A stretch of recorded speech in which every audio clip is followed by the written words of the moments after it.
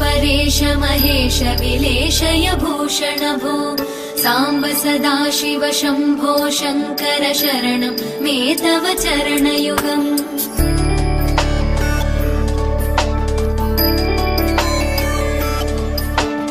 उभयादिव्य सुमङ्गल विग्रहया लिङ्गित वामाङ्ग विभो साम्ब सदाशिव शम्भो शङ्कर शरणं मे तव चरणयुगम् दूरीकुरु मामज्ञमनाथं दूरीकुरु मे दुरितं भो साम्ब सदाशिव शम्भो शङ्कर